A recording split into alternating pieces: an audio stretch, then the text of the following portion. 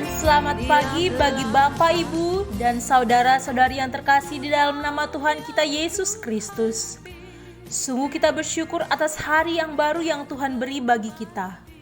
Sejenak, mari kita luangkan waktu untuk bersekutu bersama. Kita berdoa. Allah Bapa yang bertahta dalam kerajaan surga, gunung batu dan penebus kami, sungguh Engkau layak menerima segala syukur kami karena penyertaan-Mu dalam kehidupan kami. Kami ingin mendengarkan firman-Mu yang disampaikan hamba-Mu. Kiranya Tuhan memberkati kami agar kami memahami firman-Mu dan menjadikannya pedoman dalam hidup kami. Dalam nama anak-Mu Tuhan Yesus Kristus kami berdoa. Amin. Firman Tuhan bagi kita di pagi hari ini tertulis dalam Mazmur 19 ayat 13. Siapakah yang dapat mengetahui kesesatan? Bebaskanlah aku dari apa yang tidak kusadari. Demikianlah firman Tuhan.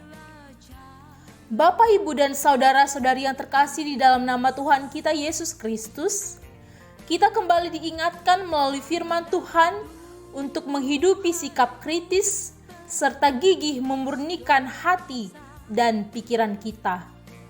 Ayat 12-15 berbicara mengenai doa permohonan. Dalam doa permohonan ini dapat kita pandang isi hati pemazmur.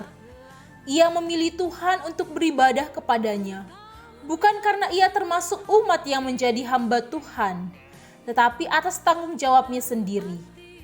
Taurat menjadi pegangan hidupnya yang senantiasa mengingatkannya pada apa yang kiranya Allah kehendaki sekarang juga.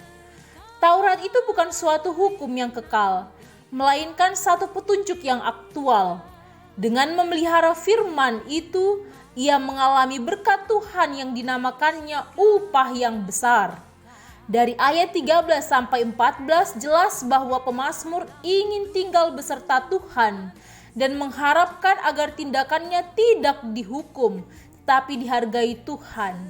Itulah upah yang dia harapkan. Pemazmur sekali-kali tidak memaksa diri untuk melakukan sesuatu pekerjaan agar jasanya dibahas dan dibayar. Pertimbangan yang demikian tidak terdapat dalam Alkitab. Pemazmur khawatir kalau ia sesat jalan tanpa mengetahuinya.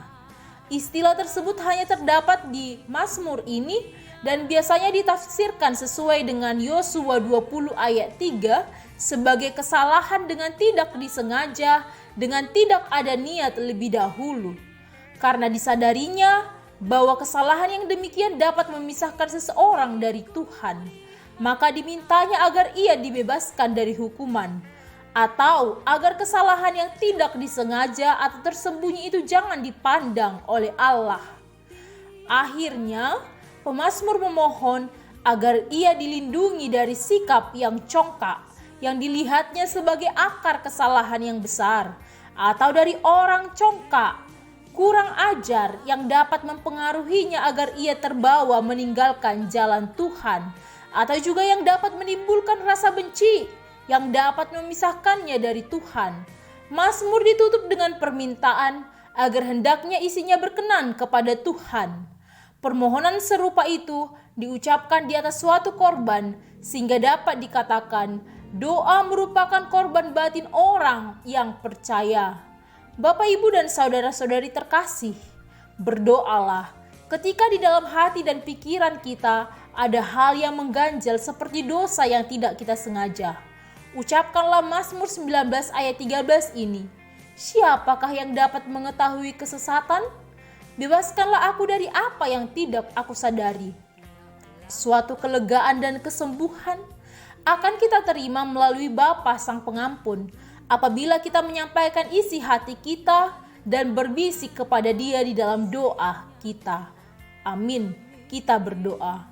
Allah Bapa yang Maha Kasih dan Maha Mulia, dengan penuh kerendahan hati kami berdoa kepadamu untuk segala kebaikan yang kami terima secara khusus melalui pengorbanan-Mu di kayu salib melalui Putra-Mu Tuhan Yesus Kristus.